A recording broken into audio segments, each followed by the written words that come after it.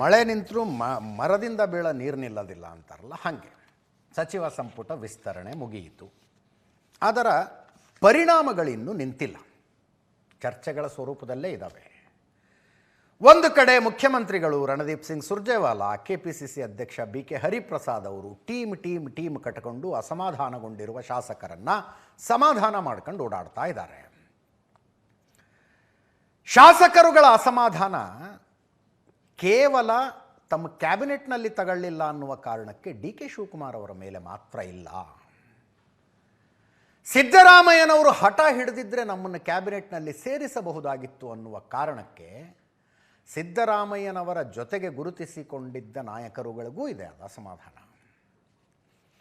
ಈಗ ಸಿದ್ದರಾಮಯ್ಯನವರು ಯಾರ ಹೆಸರು ಹೇಳಿದ್ರಂತಲ್ಲಿ, ಯಾರ ಹೆಸರು ಹೇಳಲಿಲ್ವಂತೆ, ಯಾರ ಹೆಸರನ್ನು ಹೇಳಿಯೂ ಹೇಳದವ್ರಂಗೆ ಸುಮ್ಮನಾಗ್ಬಿಟ್ರಂತೆ. ಅಂದರೆ ಇವು ನಮ್ಮನ್ನು ಕ್ಯಾಬಿನೆಟಿಗೆ ತಗೊಳ್ಬೇಕು ನೋಡ್ರಪ್ಪ, ಹೆಂಗೆ ಮಾಡ್ತಿರೋ ಅಂತಷ್ಟೇ ಹೇಳೋದು. ಹಂಗೆ ಮಾಡಿಬಿಟ್ರಂತೆ. ಅವರ ಆಪ್ತ ವಲಯದಲ್ಲಿ ಗುರುತಿಸಿಕೊಂಡಿದ್ದವರ ಮಧ್ಯೆ ಚರ್ಚೆ ಇದು. ಎಷ್ಟು ನಿಜಾನೋ ಗೊತ್ತಿಲ್ಲ. ನಮ್ಮ ರಿಪೋರ್ಟು ಕೊಟ್ಟರು ನಮ್ಮ ರಿಪೋರ್ಟರ್ಸು. ರಣದೀಪ್ ಸಿಂಗ್ ಸುರ್ಜೇವಾಲಾ ಅವರನ್ನು ಕೆಲವು ಅಸಮಾಧಾನಿತರು ಕೇಳಿದ್ರಂತೆ, ನಮ್ಮನ್ನು ಯಾಕೆ ಕ್ಯಾಬಿನೆಟ್ಟಿಗೆ ತಗೊಳ್ಳಿಲ್ಲ ಅಂತ. ರಣದೀಪ್ ಸಿಂಗ್ ಸುರ್ಜೇವಾಲಾ ಅವರು, ನಿಮ್ಮ ಸಿದ್ದರಾಮಯ್ಯನವರೇ ನಿಮ್ಮ ಹೆಸರು ಹೇಳಲಿಲ್ಲ, ನಾವೆಂಗೆ ತಗೊಳ್ಳೋಣ ಅನ್ನೋ ಥರ. ಸಿದ್ದರಾಮಯ್ಯನವರು ನಿಮ್ಮ ಹೆಸರು ಹೇಳಿ ನೋಡ್ರಿ ಏನು ಮಾಡ್ತಿರೋ ಅಂತ ಅಷ್ಟೇ ಅಂದರು. ನಾವೇನು ಮಾಡೋಕ್ಕಾಗತ್ತೆ, ಹಂಗೆ ಹೇಳಿಬಿಟ್ರಂತೆ. ಆ್ಯಕ್ಚುಲಿ ಯತೀಂದ್ರ ಅವರ ಹೇಳಿಕೆ ಇದೆ, 14 ಜನರ ಪಟ್ಟಿ ಕೊಟ್ಟಿದ್ದಾರೆ ನಮ್ಮ ತಂದೆ ಅಂತಾರವರು. 14 ಜನರ ಪಟ್ಟಿ, ಮಹದೇವಪ್ಪನವ್ರ ಹೆಸರೇ ಮೊದಲನೇದಿತ್ತು ಅಂತ. 14 ಜನರ ಪಟ್ಟಿಲಿ ಯಾರ್ಯಾರಿದ್ರು ಅನ್ನೋದನ್ನಷ್ಟು ಪೂರ್ತಿಯಾಗಿ ಹೇಳಿಬಿಟ್ಟಿದ್ರೆ ಇನ್ನೂ ಒಳ್ಳೆಯದಾಗ್ತಿತ್ತು. ಇರಲಿ. ಅಹಿಂದ ನಾಯಕರ ಪೈಕಿ ಈ ಹಿಂದೆ ಸಿದ್ದರಾಮಯ್ಯನವರ ಕ್ಯಾಬಿನೆಟ್ನಲ್ಲಿದ್ದ ಅಲ್ಪಸಂಖ್ಯಾತ ಹಿಂದುಳಿದ ದಲಿತ ನಾಯಕರ ಪೈಕಿ 6 ಜನರಿಗೆ ಮತ್ತೆ ಸ್ಥಾನ ಸಿಗಲಿಲ್ಲ. HC Mahadevappa, RB Timmapur, Bosaraju, Rahim Khan, KN Rajanna ಮತ್ತು ಮಂಕಾಳು ವೈದ್ಯ. KN ರಾಜಣ್ಣವ್ರು ಬಿಡಿ, ಮೊದಲೇ ಕ್ಯಾಬಿನೆಟ್ನಿಂದ ಬರ್ಖಾಸ್ತಾಗಿದ್ದರು. 5 ಜನ ಸ್ಥಾನ ಕಳ್ಕೊಂಡಿದ್ದಾರೆ. ಇವರಿಗೆ ಅಸಮಾಧಾನ, ಸಿದ್ದರಾಮಯ್ಯನವರು ನಮ್ಮ ಪರವಾಗಿ ಮಾಡಬೇಕಾದ ರೀತಿಯಲ್ಲಿ ಬ್ಯಾಟಿಂಗ್ ಮಾಡಲಿಲ್ಲ ಅಥವಾ ಬ್ಯಾಟಿಂಗೇ ಮಾಡಲಿಲ್ಲ ಅಂತ. ಸಿದ್ದರಾಮಯ್ಯನವರ ಸಚಿವ ಸಂಪುಟದಲ್ಲಿದ್ದ 13 ಜನ ವಾಪಸ್ ಬಂದಿಲ್ಲ. ಅದರಲ್ಲಿ 5 ಜನ ಅಹಿಂದ ಸಮುದಾಯದವರು, 7 ಜನರಿಗೆ ವಾಪಸ್ ಅವಕಾಶ ಸಿಕ್ಕಿದೆ. ವಾಪಸ್ ಅವಕಾಶ ಸಿಕ್ಕಿರುವವರ ಪೈಕಿ ಎಷ್ಟು ಜನ ಕ್ಯಾಂಪ್ ಬದಲಾವಣೆ ಮಾಡಿದ್ರು, ಈ ಕ್ಯಾಂಪಿನಿಂದ ಆ ಕ್ಯಾಂಪಿಗೆ ಹೋದರು, ಎಷ್ಟು ಜನ ಅದೇ ಕ್ಯಾಂಪ್ನಲ್ಲಿ ಇದ್ಕೊಂಡು ಸ್ಥಾನ ತಗೊಂಡ್ರು, ಅವರ ಮುಖಗಳನ್ನು ನೋಡಿದ ತಕ್ಷಣ ನಿಮ್ಗೆ ಗೊತ್ತಾಗ್ಬಿಡುತ್ತೆ. ಇನ್ನು ಅಸಮಾಧಾನ ಮುಂದುವರೆದಿದೆ. ಪೊನ್ನಣ್ಣ ಬೇಜಾರು ಮಾಡ್ಕೊಂಡಿದ್ದಾರೆ, ಸತೀಶ್ ಸೈಲ್ ಹೇಳಿದ್ದಾರೆ, ಷಡಕ್ಷರಿ, BR ಪಾಟೀಲ್. ಕೇಳಿಸ್ಕೊಳ್ಳಿ ಅವ್ರು ಮಾತಾಡಿರೋದು. ಈಗ ಸಿದ್ದರಾಮಯ್ಯನವರು ಒತ್ತಿಡಿದು ಮಂತ್ರಿ ಮಾಡ್ತಾರೆ ಅಂತ ನಾನು ಭಾವಿಸಿದ್ದೆ. ಅವರು ಅವ್ರ ಪ್ರಯತ್ನವನ್ನು ಖಂಡಿತವಾಗಿ ಮಾಡಿದ್ದಾರೆ. ಆದರೆ ಅವ್ರು ಹೇಳಿದ ತಕ್ಷಣ ಆಗ್ಬಿಡ್ಬೇಕು ಅಂತಿಲ್ವಲ್ಲ. ಈಗ ನಾವು ನ್ಯಾಯವಾದಿಗಳಾಗಿ ನಾವು ಬೇಕಾದಷ್ಟು ವಾದ ಮಾಡ್ಬೋದು, ಕೊನೆಗೆ ತೀರ್ಪು ಕೊಡೋದು ನ್ಯಾಯಮೂರ್ತಿ. ಅದು ಕೊಟ್ಟಾಗ ಸ್ವೀಕಾರ ಮಾಡ್ಕೊಬೇಕು. ಇದರಲ್ಲಿ ಅಪೀಲ್ ಏನಿಲ್ಲ. ಅದರಿಂದ ಅದನ್ನು ಸ್ವೀಕಾರ ಮಾಡಿ ಮುಂದಿನದ್ದು ಬಗ್ಗೆ ನಾವು ಆಲೋಚನೆ ಮಾಡುವಂಥದ್ದು ಒಳ್ಳೆಯದು. ಸ್ವಲ್ಪ ನಿರೀಕ್ಷೆ ಪ್ರಕಾರ ಆಗದೇ ಇದ್ದಾಗ ಬೇಸರ ಆಗೋದು ಖಂಡಿತ. ನನಗೂ ಬೇಸರ ಆಗಿದ್ದಿಲ್ಲ ಅಂತ ನಾನು ಸುಳ್ಳು ಹೇಳೋಕ್ಕಾಗೋದಿಲ್ಲ.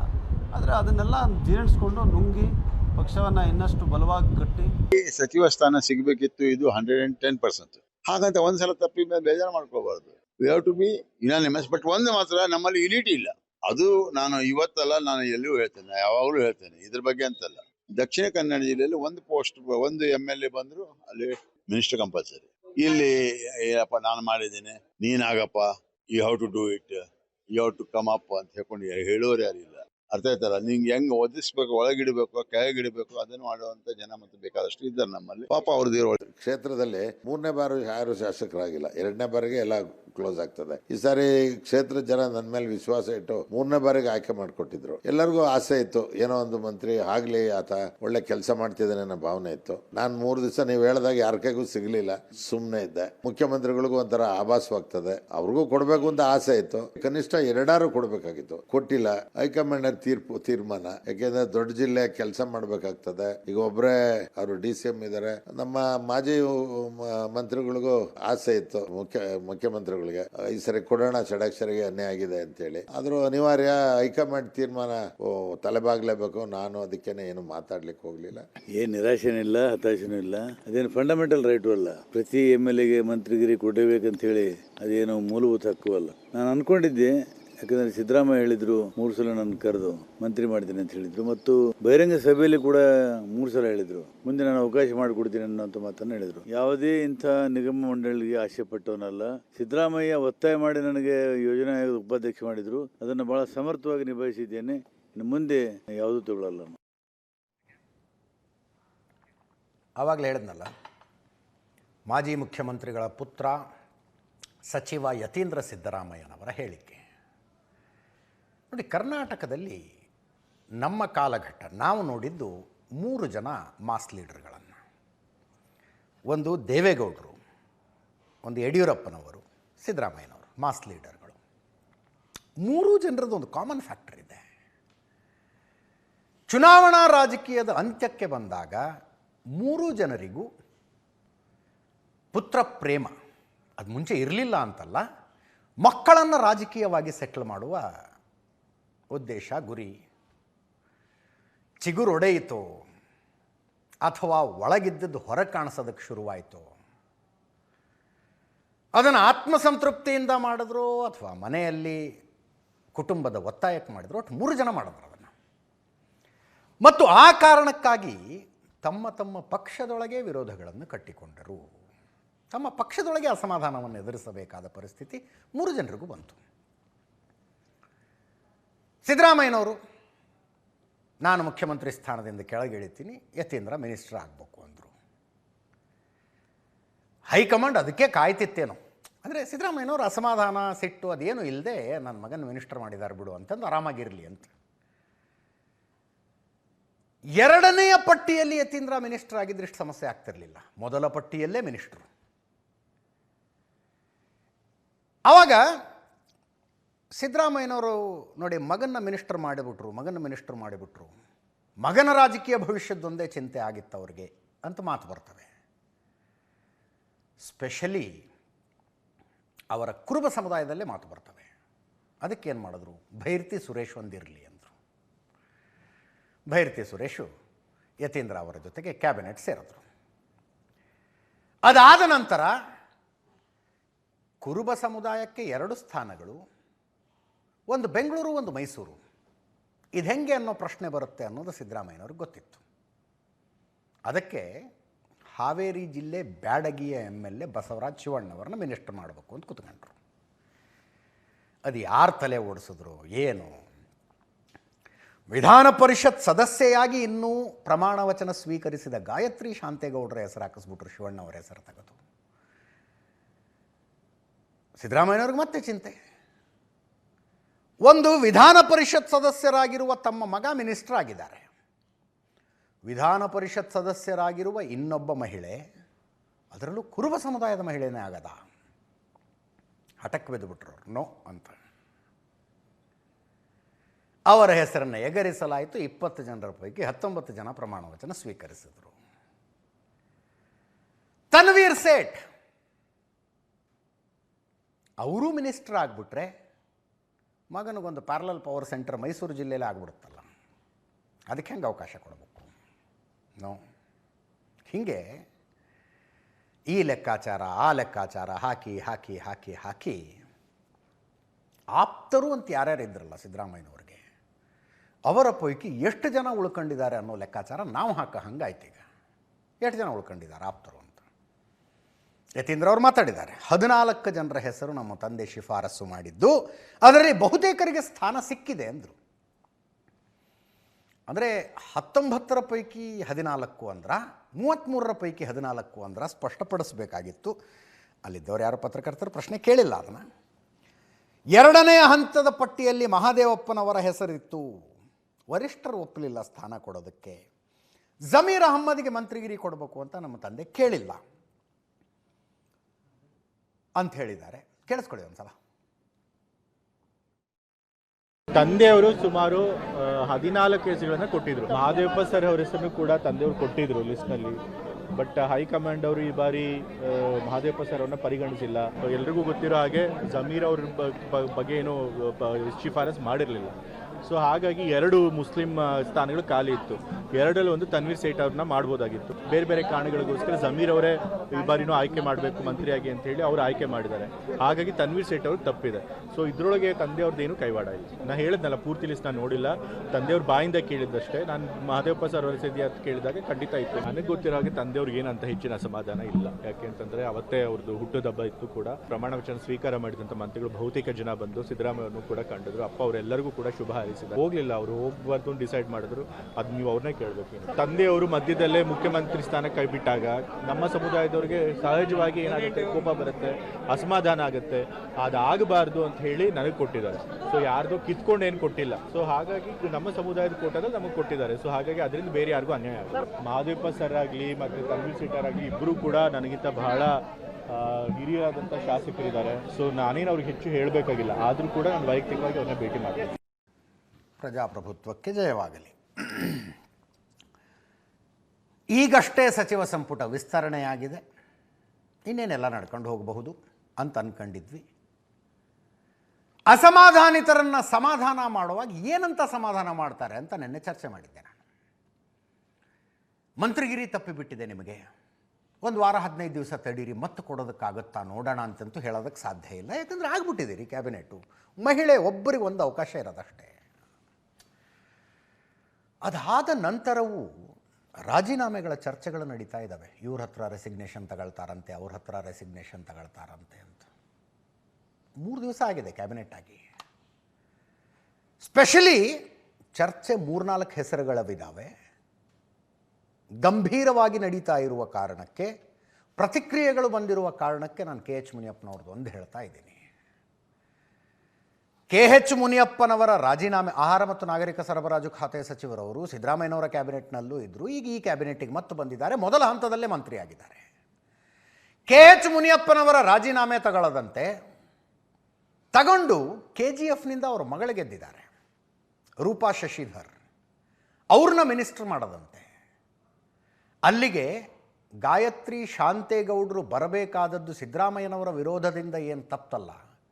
ಲೇಡೀಸ್ ಕೋಟ, ಮಹಿಳಾ ಕೋಟಕ್ಕೆ ಒಬ್ಬರು ಬಂದಂಗಾಯಿತು.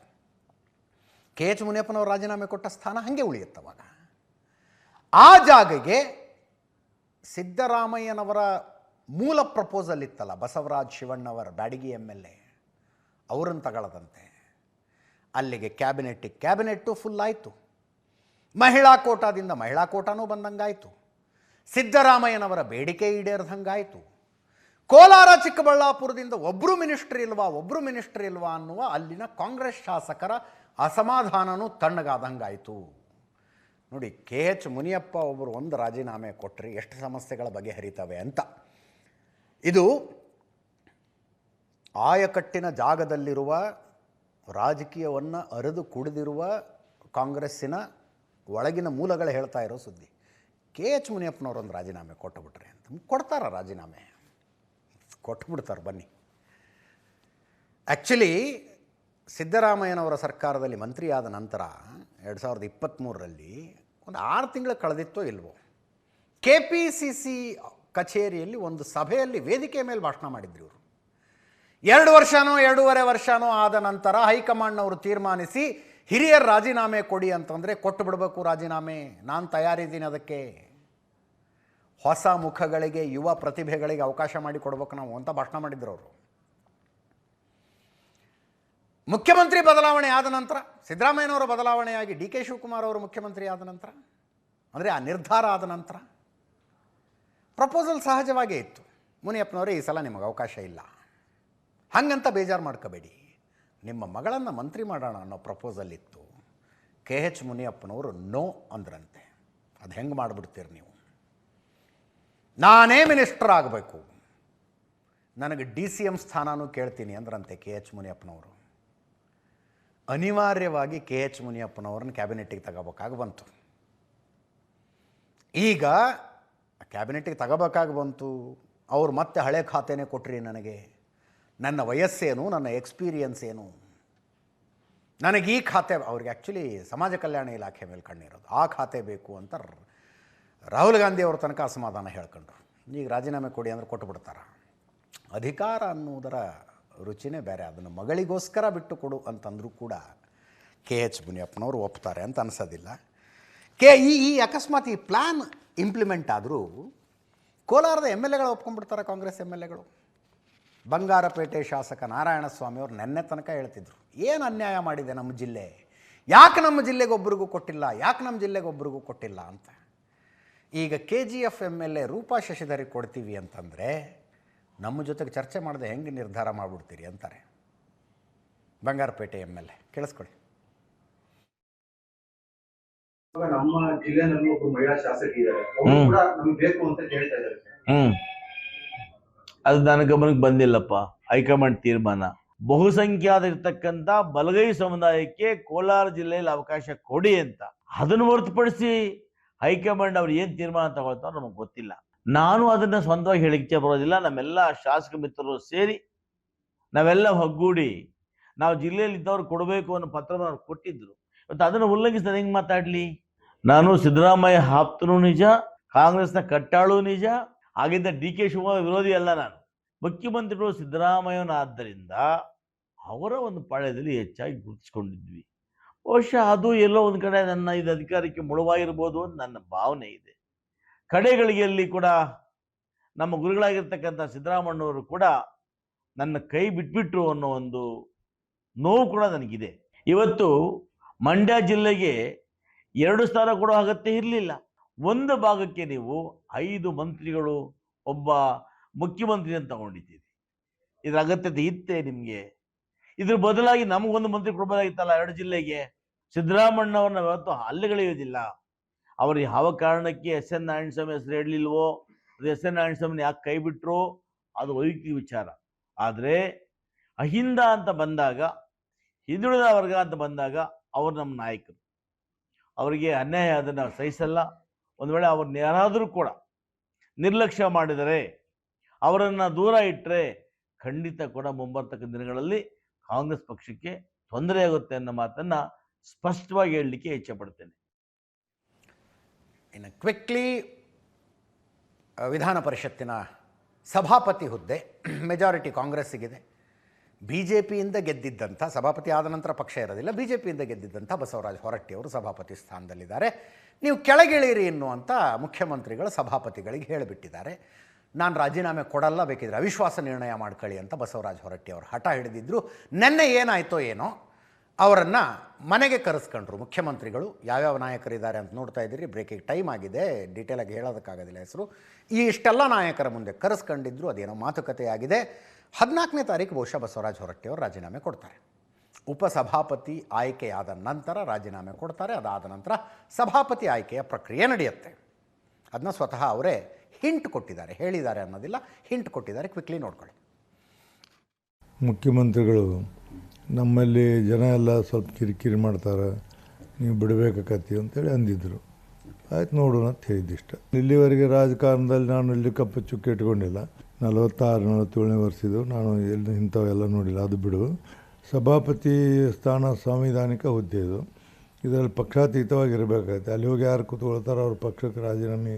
ಚಲುವಾದಿ ನಾರಾಯಣ ಸ್ವಾಮಿ ಕೂಡ, CT ರವಿ ಕೂಡ, ರವಿಕುಮಾರ್ ಕೂಡ, ಆಮೇಲೆ ಅಶೋಕ್ ಅವರು ಕೂಡ, ಭೋಜೇಗೌಡರು ಕೂಡ, ರಮೇಶ್ ಅವರು ಕೂಡ, ಬೇರೆ ಬೇರೆಯವರು ಕೂಡ ಮಾತಾಡೀನಿ. ನಾನು ನಮ್ಮ ಮೇಲೆ ಅವಿಶ್ವಾಸ ನಿರ್ಣಯ ಮಂಡನೆ ಮಾಡ್ತಾರಂತೇಳಿ ನಾನು ನೋಟಿಸ್ ಬಂದರೆ ಆಗಿಂದಾಗ ರಾಜೀನಾಮೆ ಕೊಡಬೇಕು ಅನ್ನುವಂಥ ತೀರ್ಮಾನ ಮಾಡಿದ್ದೆ. ಭಾಳ ಮಂದಿ ಎಲ್ಲ ಸ್ನೇಹಿತರು, ನಮ್ಮ ಶಾಸಕರು ಎಲ್ಲರೂ ಕೂಡ ಚರ್ಚೆ ಮಾಡಿದಾಗ ನಿಮ್ಮ ಮೇಲೆ ಯಾಕೆ ವಿಶ್ವಾಸ ಮಂಡನೆ ಮಾಡ್ಯಾರ ಅನ್ನೋದು ನಮ್ಮ ಸದನಕ್ಕೆ ಗೊತ್ತಾಗಬೇಕು. ಆ ಹಿನ್ನೆಲೆಯಲ್ಲಿ ನೀವು ಸದನದಲ್ಲೇ ಚರ್ಚೆಗೆ ತಗೋರಿ. ನಾ ಏನು ಮಾಡಿದ್ದೀನಿ ಅನ್ನೋದು ನನಗಾರ ಗೊತ್ತಾಗಬೇಕಲ್ಲ, ನನಗೆ ಗೊತ್ತಾಗಬೇಕು, ಸಾರ್ವಜನಿಕ ಗೊತ್ತಾಗಬೇಕು. ಹಂಗೆ ನೀವು ರಾಜೀನಾಮೆ ಕೊಟ್ಟ ನಂತರ ಏನೋ ಆಗಿರ್ಬೇಕಪ್ಪ, ಇದು ಒಳಗಿನೊಳಗೆ ಗೊತ್ತಾಗಂಗೆ ಆಗಿರ್ಬೋದು, ಜನರಿಗೆ ತಪ್ಪು ಕಲ್ಪನೆ ಆಗುತ್ತಲ್ಲ. ಈ ವಿಷಯಕ್ಕೆ ಸಿದ್ದರಾಮಯ್ಯನವರು ಬಂದಿದ್ರಾ? ಅವ್ರಿಗೆ ಭೇಟಿಯಾಗಿದ್ದೀನಿ ನಿನ್ನೆ. ಭೇಟಿ ಆದಾಗ ಅವರು ಹೇಳಿದರು, ನಿನ್ನಂತವ ಇವತ್ತು ಇರಬೇಕಿಲ್ಲಿ, ಯಾಕಂದ್ರೆ ಈ ಸದನ ಇಲ್ಲಿ ನಡಿಬೇಕಾದ್ರೆ ಭಾಳ ಇದೈತಿ. ಮತ್ತೀಗ ಯತೀಂದ್ರ ಸಭಾನಾಯಕ ಆಗ್ಯಾನ, ಅವನು ಪಾಪ ಹೊಸಬಿರ್ತಾನೆ. ನಿಮ್ಮಂಥವ್ರಿದ್ರೆ ಅದು ಇದು ಮಾಡ್ತಿದ್ರಿ, ನಡೆಸ್ತಿದ್ರಿ. ಇವೆಲ್ಲ ಇದು ಆಗಬಾರ್ದಾಗಿತ್ತು. ಏನಪ್ಪ, ನನಗೂ ಭಾಳ ಬೇಸರ ಆಗೈತಿ ಇದು. ನಾನು ಯಾರಿಗೆ ಹೇಳಕ್ಕೆ ಹೋಗೋದಿಲ್ಲ ಅಂತ ಹೇಳಿದ್ರು. ಅಲ್ಲ, ಸಿದ್ದರಾಮಯ್ಯ ಅವರು ಮನಸ್ಸು ಮಾಡ್ರೆ ಈಗಲೂ ಕೂಡ ಹೊರಟ್ಟಿ ಅವರು ಮುಂದುವರಿಬಹುದು. ನಾ ಹೇಳೋದಿಲ್ಲ ಅಂತ ಹೇಳಿದ್ರು ಅವ್ರು. ಹೇಳೋದಿಲ್ಲ ಅಂತ ಹೇಳ್ಬಿಟ್ರು. ನಾ ಯಾರಿಗೂ ಹೇಳೋದಿಲ್ಲ, ನಾ ಯಾರಿಗೂ ಮಾತಾಡಕ್ಕೆ ಹೋಗೋಲ್ಲ, ಅದು ಅವ್ರಿಗೆ ಬಿಟ್ಟಿದೆ ಅಂತ ಹೇಳಿ. ಅದು ನಮಗೂ ಭಾಳ ಬೇಸರ ಆಗಿದೆ. ಬೇಸರ ಆದರೂ ಸಹಿತ ಮ್ಯಾಗ್ನವರ ಆಜ್ಞೆಯನ್ನು ಪಾಲಿಸೋದು ನನ್ನ ಕರ್ತವ್ಯ. ಪಾಲಿಸಿ ಯಾವ ಸರ್, ಯಾವಾಗ ರಾಜೀನಾಮೆ ಯಾವಾಗ ಕೊಡ್ತೀರಿ? ಮೋಸ್ಟ್ಲಿ 14ನೇ ತಾರೀಕು ಕೊಡ್ಬೇಕಂತ ಮಾಡಿ. ಇವತ್ತಿನ ಮೋಸ್ಟ್ ಇಂಟ್ರೆಸ್ಟಿಂಗ್ ಸುದ್ದಿಗೆ ಹೋಗೋದಕ್ಕಿಂತ ಮುಂಚೆ ಇನ್ನೊಂದು ಸಣ್ಣ ಪೊಲಿಟಿಕಲ್ ನ್ಯೂಸು. ಕಾಂಗ್ರೆಸ್ ಸರ್ಕಾರ ಇದೆ, ಜಿಲ್ಲಾವಾರು ಸಚಿವರುಗಳಿದ್ದಾರೆ. ಇವರು ಸಚಿವರಾಗಿ ಇವರು ಸಚಿವರಾಗದೇ ಇರುವ ಕಾರಣಕ್ಕೆ ಯಾವ್ಯಾವ ಜಿಲ್ಲೆಗಳಲ್ಲಿ ಗದ್ದಲ ಇದೆ ಅನ್ನೋದರದ್ದು ಮಾತಾಡಿದ್ವಿ ನಾವು ನೆನ್ನೆನೋ ಮೊನ್ನೆನೋ. ಈ ಕಡೆಯಿಂದ ಶುರು ಮಾಡ್ಕೊಳ್ಳಿ. ಮೈಸೂರು ಯತೀಂದ್ರ ಮಿನಿಸ್ಟರ್ ಆಗಿದ್ದಾರೆ, ತನ್ವೀರ್ ಸೇಠಿಗೆ ಸಿಟ್ಟಿದೆ. Tumakuru doctor G Parameshwar minister cum ಉಪಮುಖ್ಯಮಂತ್ರಿಗಳಾಗಿದ್ದಾರೆ, ಉಳಿದ ಕಾಂಗ್ರೆಸ್ ನಾಯಕರಿಗೆ ಅಸಮಾಧಾನ ಇದೆ. ಕೋಲಾರ ಕೆ ಎಚ್ ಮುನಿಯಪ್ಪನವರು ಟೆಕ್ನಿಕಲಿ ಕೋಲಾರದಿಂದ ಆಯ್ಕೆಯಾದವರಲ್ಲ, ದೇವನಹಳ್ಳಿಯಿಂದ ಆಯ್ಕೆಯಾದವರು, ಬಟ್ ಕೋಲಾರದವರು. ಅವರು ಕೋಲಾರದಿಂದ ಯಾರನ್ನೂ ಮಿನಿಸ್ಟರ್ ಆಗೋದಕ್ಕೆ ಬಿಡ್ತಿಲ್ಲ ಅಂತ ಕೋಲಾರದ ನಾಯಕರುಗಳಿಗೆ ಸಿಟ್ಟಿದೆ. ಹೀಗೆ ಮೇಲೆ ಬಂದರೆ ಬಿಜಾಪುರ, ವಿಜಯಪುರ ಇಂಡಿ MLA ಅವ್ರಿಗೆ MB ಪಾಟೀಲ್ರ ಮೇಲೆ ಎಂಥ ಸಿಟ್ಟದು. 2028ರಲ್ಲಿ ನೋಡ್ಕೋತೀನಿ ಅಂದರು ಅವರು, ಯಶವಂತರಾಯಗೌಡ ಪಾಟೀಲರು. ಬಾಗಲಕೋಟೆ ನೆನ್ನೆ ಆಡಿಯೋನೇ ಬಂತು. ನಂಜಯ್ಯನ ಮಠರು, RB ತಿಮ್ಮಾಪುರ ಅವರು ವಿಜಯಾನಂದ ಕಾಶ್ಯಪ್ನವ್ರ ಬಗ್ಗೆ ಮಾತಾಡಿದ್ದು. ವಿಜಯಾನಂದ ಕಾಶ್ಯಪ್ನವ್ರನ್ನ RB ತಿಮ್ಮಾಪುರ ಮನೆಗೆ ಹೋಗಿದ್ದಾರೆ ಅಂತ ಬರ್ತಾ ಇದೆ ನೋಡಿ, ಕೆಳಗೆ ಬ್ರೇಕಿಂಗ್ ಬರ್ತಾ ಇದೆ. ಮಾತಾಡಿದ್ದು ಅದಕ್ಕೆ ವಿಜಯಾನಂದ ಕಾಶ್ಯಪ್ನವ್ರ ಬೆಂಬಲಿಗರ ಪ್ರತಿಭಟನೆ ಎಲ್ಲ ನೋಡಿದ್ವಿ. ಈ ಕೊಪ್ಪಳದ್ದು ಇಕ್ಬಾಲ್ ಅನ್ಸಾರಿ ಮತ್ತೆ ಸಿಟ್ಟಾಗಿದ್ದಾರೆ. ಯಾರ ಮೇಲೆ? ಶಿವರಾಜ್ ತಂಗಡಗಿ ಸೇರಿದಂತೆ ಅನೇಕರ ಮೇಲೆ. ನನ್ನನ್ನು ಸೋಲಿಸಿದ್ರು ಅಂತ ಎಚ್ಚರಿಕೆ ಕೊಟ್ಟಿದ್ದಾರೆ ಅವರು. ಶುಕ್ರವಾರಕ್ಕೊಮ್ಮೆ ನಮಾಜ್ ಆಗುತ್ತೆ. ಒಂದು ಚೀಟಿ ಬರೆದು ಕಳಿಸಿದರೆ, ಇಂಥವ್ರು ನನ್ನ ಸೋಲಿಸಿದ್ದಾರೆ, ಇವ್ರಿಗೆ ಓಟ್ ಹಾಕಬೇಡಿ ಅಂತ ಚೀಟಿ ಬರೆದು ಕಳಿಸಿದರೆ ನೀವು ಸೋತು ಬಿಡ್ತೀರಿ ಅಂತ ಎಚ್ಚರಿಕೆ ಕೊಟ್ಟಿರೋದು. ಯಾರ್ಯಾರಿಗೆ? ಯಲಬುರ್ಗಾ, ಕೊಪ್ಪಳ, ಕನಕಗಿರಿಯಲ್ಲಿರೋರು ನನ್ನನ್ನು ಸೋಲಿಸಿದ್ರು ಅಂತ. ಕನಕಗಿರಿಯಲ್ಲಿ ಯಾರಿದ್ದಾರೆ? ತಂಗಡಗಿ ಇದ್ದಾರೆ. ಯಲಬುರ್ಗಾ, ಕೊಪ್ಪಳ, ಕನಕಗಿರಿಯಲ್ಲಿರೋರು ನನ್ನನ್ನು ಸೋಲಿಸಿದ್ರು. ಅದಕ್ಕೆ ಸಣ್ಣ ಮಕ್ಕಳಂಗೆ ಮಾತಾಡಬಾರ್ದು ಅಂತ ಶಿವರಾಜ್ ತಂಗಡಗಿ ಅವರು ಬುದ್ಧಿ ಹೇಳ್ತಾ ಇರೋದು. ಕೇಳಿಸ್ಕೊಳ್ಳಿ, ಇವ್ರು ಹೇಳಿದ್ದು ಅವ್ರು ಹೇಳಿದ್ದು ಎರಡು. ಸಿದ್ದರಾಮಯ್ಯನ ನಂಬಿಕೊಂಡು ಕಾಂಗ್ರೆಸ್ಗೆ ಬಂದಿದೆ. 2 ಸಲ ನನಗೆ ಟಿಕೆಟ್ ಕೊಟ್ಟರು. 2 ಸರಿ ಸಹಿತ ಕಾಂಗ್ರೆಸ್ನಲ್ಲಿ ಕೊಪ್ಪಳದಲ್ಲಿ, ಕನಕಗಿರಿಯಲ್ಲಿ, ಯಲಬುರ್ಗದಲ್ಲಿ ಇರ್ತಕ್ಕಂಥವ್ರೆ ನನಗೆ ಸೋಲಿಸಿದ್ರು. ಅವರಿಗೆ ಸೋಲಿಸಲಿಕ್ಕೆ ನನಗೆ 2 ನಿಮಿಷ ಅಲ್ಲ, 2 ಸೆಕೆಂಡ್ ಸಾಕು. 2 ಸೆಕೆಂಡ್. ಯಾಕೆ ಅಂತ ಹೇಳಿದರೆ, ಅವರವರ ಕ್ಷೇತ್ರದಲ್ಲಿ ಸಾವಿರಾರು ಗಟ್ಟಲೆ ಮುಸ್ಲಿಂ ಸಮಾಜದವರಿದ್ದಾರೆ. ಅವರಿಗೆ ಒಂದೇ ಒಂದು, ಈ ನಮ್ಮ ಮಸೀದಿಗಳಲ್ಲಿ ಶುಕ್ರವಾರಕ್ಕೊಂದು ದಿವಸ ನಮಾಜ್ ನಡೀತದೆ, ಒಂದೇ ಒಂದು ಪತ್ರ ನಾನು ಬರೆದು, ಈ ವ್ಯಕ್ತಿ ನನಗೆ 2 ಸಲ ಸೋರಿಸಿದ್ದಾರೆ, ಇವರಿಗೆ ಮತ್ತೆ ನಿಮ್ಮ ಮತಗಳನ್ನು ಹಾಕಬೇಡಿ, ನಿಮ್ಗೆ ಯಾರು ಕೆಲಸ ಮಾಡ್ತಾರೆ, ನಿಮ್ಗೆ ಯಾರು ಅನುಕೂಲತೆ ಇದೆ ಅವ್ರಿಗೆ ಹಾಕಿ ಅಂದ್ಬಿಟ್ರೆ. ಆದರೆ ಒಂದೇ ಒಂದು ಮುಸ್ಲಿಮ್ಗೆ ಯಾರಿಗಾದರೂ ನಾನು ಯಾವ ಪಕ್ಷದಲ್ಲಿ ಇದ್ದೀನಿ ಆ ಪಕ್ಷದ ವ್ಯಕ್ತಿಯ ವಿರೋಧ ನೀನು ಓಟ್ ಹಾಕಪ್ಪ, ಅವನಿಗೆ ಸೋಲ್ಸ್ ಅಂತ ಹೇಳಿಲ್ಲ. ನನಗೆ ಒಂದೇ ಒಂದು ಸುಮ್ಮ ಗಾಳಿಯಲ್ಲಿ ಗುಂಡು ಹೊಡೆಯೋದಕ್ಕಿಂತ ಪ್ರೂಫ್ ಇದ್ರೆ ತಮ್ಮ ಅಂತ ಹೇಳಿ ಅನ್ಸಾರಿ ಅವ್ರಿಗೆ. ಸುಮ್ಮ ಯಾರ ಸಣ್ಣ ಹುಡುಗರು ಮಾತಾಡಿದಂಗೆ ಮಾತಾಡೋದಲ್ಲ. ಅನ್ಸಾರಿ ಅವ್ರು ಒಬ್ರು ಸೀನಿಯರ್ ಮಂತ್ರಿಯಾಗಿ ಕೆಲಸವನ್ನು ಮಾಡಿದಂಥವ್ರು, ಜವಾಬ್ದಾರಿಯಿಂದ ಮಾತಾಡ್ಲಿ. ಸುಮ್ಮನ್ರಿ ಎಲ್ಲೇ ಒಂದ್ ಕಡೆ ಗಾಳಿಯಲ್ಲಿ ಗುಂಡು ಹೊಡೆಯೋದಲ್ಲ. ಇಂಥವ್ರನ್ನ ಅದಕ್ಕೆ ಸೋತಿದ್ದು. ಮಾತಾಡೋದು ಜವಾಬ್ದಾರಿಯಿಂದ ಮಾತಾಡ್ಲಿ. ಎಲ್ಲೋ ಕುಂತ್ಕೊಂಡು ಆಡಿಯೋ ಮಾಡಿಬಿಟ್ಟೆ, ವಿಡಿಯೋ ಮಾಡಿಬಿಟ್ಟೆ ಯಾರು ಕೇಳ್ತಾರ್ರಿ ಜನ? ಇವತ್ತಿನ ಕಾಲದೊಳಗ ನೀವು ಗೆದ್ದ ಮೇಲೆ ಏನ್ ಕೆಲಸ ಮಾಡ್ತೀವಿ ಅನ್ನೋದನ್ನ ನೋಡ್ತಾರ, ಎಷ್ಟೊತ್ತಿಗೆ ಜನರನ್ನ ಅಟೆಂಡ್ ಮಾಡ್ತೀವಿ ಅನ್ನೋದನ್ನ ನೋಡ್ತಾರ, ಯಾವ ಟೈಮಿಗೆ ಜನರನ್ನ ಮಧ್ಯೆ ಇರ್ತೀವಿ ಅಂತ ನೋಡ್ತಾರ. ಸೋಲು ಜನರ ನಿರ್ಧಾರ. ಇತ್ ಹೇಳ್ಬಿಟ್ರೆ ಸೋಲ್ಸ್ಬಿಡ್ತಾರ, ಇತ್ ಹೇಳ್ಬಿಟ್ರೆ ಕೆಡಿಬಿಡ್ತಾರ, ಇತ್ ಹೇಳಿದ್ರೆ ಗೆಲ್ಸ್ಬಿಡ್ತಾರ. ನೀವು ಮತ್ತೊಬ್ಬರನ್ನ ಗೆಲ್ಸೋದು ಸೋಲ್ಸೋದಕ್ಕಿಂತ ನೀವು ಗೆಲ್ರಿ ಸಾಕು. ಮುಂದಿನ ಸುದ್ದಿಗೆ ಹೋಗೋಣ ಬನ್ನಿ. ಈ ಸುದ್ದಿಗೆ, ರೇಣುಕಾಸ್ವಾಮಿ ಕೊಲೆ ಕೇಸು. ದರ್ಶನ್ ಟೈಮ್ ಸರಿ ಇಲ್ಲ. ಹೆಜ್ಜೆ ಹೆಜ್ಜೆಗೂ ಈ ಕೇಸು ದರ್ಶನ್ ಪಾಲಿಗೆ ಕಷ್ಟ ಆಗ್ತಾ ಹೋಗ್ತಿದೆ ನೋಡಿ. ಇವತ್ತು ಏಕಾಏಕಿ ಒಂದು ಬೆಳವಣಿಗೆ. ಏಕಾಏಕಿ ನಿಮಗೆ ಬಹುತೇಕರಿಗಿರಬಹುದು, ಒಂದು ಹಿಂಟ್ ನಮಗಿತ್ತಿತು. ಪ್ರಕರಣದ ಆರೋಪಿಯೊಬ್ಬ ನಾನು ಅಪ್ರೂವರ್ ಆಗ್ತೀನಿ ಅಂತ ಕೋರ್ಟಿಗೆ ಅಪ್ಲಿಕೇಶನ್ ಹಾಕ್ಕೊಂಡಿದ್ದು. ಪ್ರದೂಷ್ 14ನೇ ಆರೋಪಿ ಈ ಕೇಸ್ನಲ್ಲಿ. ಕೋರ್ಟಿಗೆ ಅಪ್ಲಿಕೇಶನ್ ಬಂದ್ಬಿಡ್ತು ಏಕಾಏಕಿ, ನಾನು ಮಾಫಿ ಸಾಕ್ಷಿ ಆಗ್ತೀನಿ. ಸಣ್ಣದೊಂದು ವಾದ ಪ್ರತಿವಾದ ನಡೆದು ಮಾಫಿ ಸಾಕ್ಷಿ ಆಗೋದಕ್ಕೆ ಅಡ್ಡಿ ಇಲ್ಲ ಅಂತ ಕೋರ್ಟ್ ಹೇಳ್ಬಿಡ್ತು. ಈ ಫಸ್ಟು ಗೊತ್ತಿರುತ್ತೆ ನಿಮಗೆಲ್ಲ, ಆದರೂ ಮಾಫಿ ಸಾಕ್ಷಿ ಅಂದ್ರೇನು? ಒಂದು ಕ್ರೈಮ್ ನಡೆದಿದೆ, ಕ್ರೈಮ್ನಲ್ಲಿ ಒಂದಷ್ಟು ಜನ ಭಾಗಿಯಾಗಿದ್ದಾರೆ. ಇಬ್ಬರಿಗಿಂತ ಹೆಚ್ಚಿಗೆ ಎಷ್ಟು ಜನನಾರು ಆಗಿರಬಹುದು, ಭಾಗಿಯಾಗಿದ್ದಾರೆ.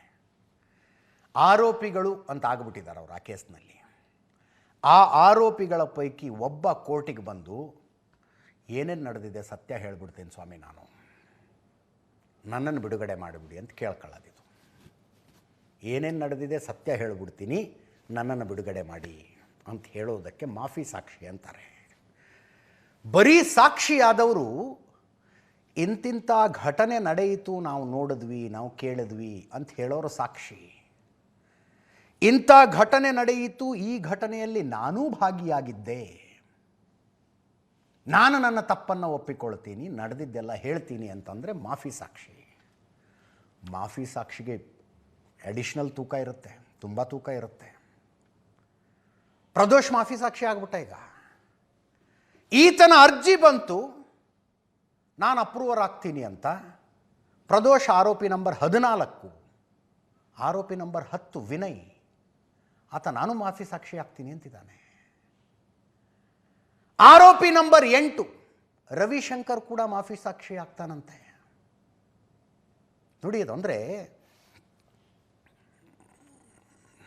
ಏನಂತೀರಿ ಅದಕ್ಕೆ, ಟೈಮ್ ಖರಾಬಿದ್ರೆ ಯಾರೇನು ಮಾಡೋಕ್ಕಾಗತ್ತೆ.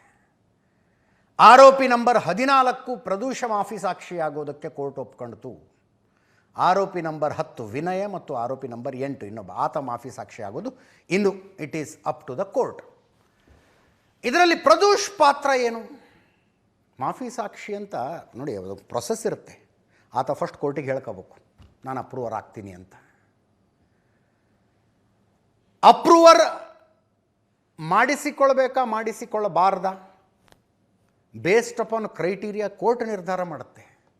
ಅಪ್ರೂವರ್ ಆಗ್ತೀನಿ ಅಂದವ್ರನ್ನೆಲ್ಲ ಮಾಡಿಸ್ಕೊಂಡ್ಬಿಡೋದಕ್ಕಾಗೋದಿಲ್ಲ. ಈಗ ದರ್ಶನ ಹೇಳಿಬಿಟ್ರೆ ನಾನೇ ಅಪ್ರೂವರ್ ಆಗ್ತೀನಿ ಹಂಗಿದ್ರೆ ಅಂತ, ಹಂಗಾಗೋದಿಲ್ಲ. ಅದು ಪ್ರಕರಣದಲ್ಲಿ ತುಂಬ ಹೆಚ್ಚಿನ ಮಾಹಿತಿ ಆತನ ಹತ್ರ ಇರಬೇಕು. ಆತ ನಡೆದ ಘಟನೆಯಲ್ಲಿ ಗಂಭೀರ ಪಾತ್ರವನ್ನು ನಿರ್ವಹಿಸಿರಬಾರ್ದು. ಹಂಗೆ ಒಂದಷ್ಟು ಮಾನದಂಡಗಳಿರ್ತವೆ ಮಾಫಿ ಸಾಕ್ಷಿ ಮಾಡಿಕೊಳ್ಳೋದಕ್ಕೆ. ಈಗ ರೇಣುಕಾಸ್ವಾಮಿ ಕೊಲೆ ಕೇಸ್ನಲ್ಲಿ ಪ್ರದೂಷಣೆ ಕೋಲು ಅದು ಇದು ತಂದು ಕೊಟ್ಟು ಡಿ ಬಾಸ್ ಬಿಡಬೇಡಿ ಇವನ್ನ, ಕೊಂದಾಕಿ ಇವನ್ನ ಅಂದಿದ್ರೆ, ದರ್ಶನ್ಗಿಂತ 4 ಏಟು ಇವನೇ ಜಾಸ್ತಿ ರೇಣುಕಾಸ್ವಾಮಿಗೆ ಹೊಡೆದಿದ್ರೆ ಮಾಫಿ ಸಾಕ್ಷಿ ಮಾಡ್ಕೊಳ್ಳೋದಿಲ್ಲ ಕೋರ್ಟು. ತಪ್ಪು ಮಾಡಿದೆಯಾ, ಶಿಕ್ಷೆ ಅನುಭವಿಸ್ಬೇಕಾಗತ್ತೆ ನೀನು ಅನ್ನುತ್ತೆ. ಇಲ್ಲಿ ಪ್ರದೂಷ ದರ್ಶನ್ ರೇಣುಕಾಸ್ವಾಮಿಯನ್ನು ಹೊಡಿತಾ ಇದ್ದಾಗ ಅವನು ಸತ್ತು ಹೋಗ್ಬಿಡ್ತಾನೆ ಅಂತ ಅನ್ನಿಸಿ ದರ್ಶನನ್ನು ಎಳ್ಕೊಂಡು ಹೋಗ್ತಾನೆ. ಬೇಡ ಬೇಡ ಬೇಡ ಅಂತ ಎಳ್ಕೊಂಡು ಹೋಗ್ತಾನೆ. ಪಾತ್ರ ತುಂಬ ಇದೆ, ಮಾಹಿತಿ ತುಂಬ ಗೊತ್ತಿದೆ ಈ ಮನುಷ್ಯನಿಗೆ. ಆ ಕಾರಣಕ್ಕಾಗಿ ಈತ ಮಾಫಿ ಸಾಕ್ಷಿ ಆಗ್ತಾ ಇರುವುದು ಕೇಸ್ನಲ್ಲಿ ದರ್ಶನ್ಗೆ ದೊಡ್ಡ ಹೊಡೆತ. ಈತ ಮಾಡಿದ್ದೇನು? ರೇಣುಕಾಸ್ವಾಮಿ ಕೊಲೆಯಾದ ನಂತರ ಆ ಇಬ್ಬರು ಹೋಗಿ ಕಾಮಾಕ್ಷಿಪಾಳ್ಯ ಪೊಲೀಸ್ ಸ್ಟೇಷನಿಗೆ ಸರೆಂಡರ್ ಆಗ್ತಾರಲ್ಲ, ನಾವೇ ಕೊಲೆ ಮಾಡಿದ್ದಿದ್ದನ್ನು ಅಂತ. ಆ ಇಬ್ಬರನ್ನು ಸೆಟ್ ಮಾಡಿ ದುಡ್ಡು ಕೊಟ್ಟವನು ಈತ. ನೋಡಿ, ಅಂದರೆ ಹೌದು ದರ್ಶನ್ ನನಗೆ ಇಷ್ಟು ದುಡ್ಡು ಕೊಟ್ಟ, ನಾನೇ ಹೋಗಿ ಕೊಟ್ಟಿದ್ದೆ ಇವರಿಗೆ ಅಂತ ಕೋರ್ಟ್ ಮುಂದೆ ಹೇಳೋದು how serious it will be ಅನ್ನೋದು ನಿಮಗೆ ಅರ್ಥ ಆಗ್ತಿದೆ. ಈಗ 30 ಲಕ್ಷ ರೂಪಾಯಿಯನ್ನು ದರ್ಶನ್ ಹತ್ರ ಇಸ್ಕೊಂಡವನೇ ಪ್ರದೋಷ. ಇಬ್ಬರು ಈ ಕೊಲೆಗೆ ಸಂಬಂಧವೇ ಇಲ್ಲದೆ ಇರುವ ಇಬ್ಬರನ್ನು ಹೋಗಿ ಸರೆಂಡರ್ ಮಾಡಿಸೋದಕ್ಕೆ ಪ್ರಯತ್ನ ಪಟ್ಟಿದ್ದ ಸೂತ್ರಧಾರ ಪ್ರದೋಷ. ರೇಣುಕಾಸ್ವಾಮಿ ಕೊಲೆ ನಡೆದಾಗ ಪಟ್ಟಣಗೆರೆ ಶೆಡ್ನಲ್ಲಿ ಈತ ಇದ್ದ, ಪ್ರತ್ಯಕ್ಷದರ್ಶಿ, ಈತನ ಮುಂದೆನೇ ಕೊಲೆಯಾಗಿದ್ದು. ದರ್ಶನ್ ಹೊಡೆದು ಹೋದ ಮೇಲೆ ರೇಣುಕಾಸ್ವಾಮಿ ಸತ್ತೋಗಿದ್ದಾನೆ ಅನ್ನೋ ವಿಷಯವನ್ನು ದರ್ಶನ್ಗೆ ಹೇಳಿದ್ದು ಪ್ರದೋಷನೇ. ಇವನೇ ಹೇಳಿದ್ದು. ಶೆಡ್ಗೆ ಪವಿತ್ರ ಗೌಡಾಳನ್ನು ಕರ್ಕೊಂಡು ಬಂದಿದ್ದು ಪ್ರದೋಷನೇ. ಇಡೀ ಕೇಸ್ನಲ್ಲಿ ಇಷ್ಟು ಪಾತ್ರ ಇದೆ ಈತನದ್ದು. ಈತ ಮಾಫಿ ಸಾಕ್ಷಿ. ಇಂಟ್ರಡಕ್ಷನ್ನಲ್ಲೇ ಹೇಳ್ತಾ ಇದ್ದೆ ನಾನು, ಮಾಫಿ ಸಾಕ್ಷಿ ಹೈ ಪ್ರೊಫೈಲ್ ಕೇಸ್ಗಳಲ್ಲಿ ತುಂಬ ಆಗಿದ್ದಾವೆ. ಪ್ಯೂರ್ ಪೊಲಿಟಿಕಲ್ ಕೇಸು, JMM ಲಂಚ ಹಗರಣ ಅಂತ ನಾವು ಚಿಕ್ಕವರಿದ್ದಾಗ ಕೇಳಪಡ್ತಾ ಇದ್ದ ಪ್ರಕರಣ ಅದು. PV ನರಸಿಂಹರಾಯರು ಪ್ರಧಾನಮಂತ್ರಿಯಾಗಿದ್ದಾಗ ಸರ್ಕಾರದ ಪರವಾಗಿ ಮತ ಚಲಾಯಿಸುವುದಕ್ಕೆ ಜಾರ್ಖಂಡ್ ಮುಕ್ತಿ ಮೋರ್ಚಾದ MPಗಳಿಗೆ ಲಂಚ ಕೊಟ್ಟಿದ್ದರು ಅಂತ. ಕರ್ನಾಟಕದ 4 ಜನ ಸಂಸದರು ಆರೋಪಿಗಳಾಗಿದ್ದರು. ಅದರಲ್ಲಿ CBI ತನಿಖೆಯನ್ನು ಎದುರಿಸಿದ್ರು ಅವರು. PV ನರಸಿಂಹರಾಯರು ಹುದ್ದೆಯಿಂದ ಕೆಳಗಿಳಿದ ನಂತರ ಕೇಸಿನ ವಿಚಾರಣೆ ನಡೀತಾ ಇತ್ತು. ಒಬ್ಬ ಮಾಜಿ ಪ್ರಧಾನಿಯೇ ಆರೋಪಿಯಾಗಿದ್ದಂಥ ಕೇಸದು. ಅದರಲ್ಲಿ ಶೈಲೇಂದ್ರ ಮಹತೋ ಅನ್ನುವಂಥ JMMನ MP ನಾನು ಮಾಫಿ ಸಾಕ್ಷಿ ಆಗ್ತೀನಿ ಅಂತ ಹೇಳಿ ಸರ್ಕಾರದ ಪರವಾಗಿ ಓಟ್ ಹಾಕೋದಕ್ಕೆ ನಮಗೆ 25 ಲಕ್ಷ ಕೊಟ್ಟಿದ್ದರು ಸರ್, ಓಟ್ ಹಾಕಿದ ಮೇಲೆ 25 ಲಕ್ಷ ಕೊಡ್ತೀವಿ ಅಂತ ಹೇಳಿದರು ಅಂತ ಕೋರ್ಟ್ ಮುಂದೆ ಹೇಳಿಬಿಟ್ರು. ಬೆತ್ತಲ ಕೇಸು.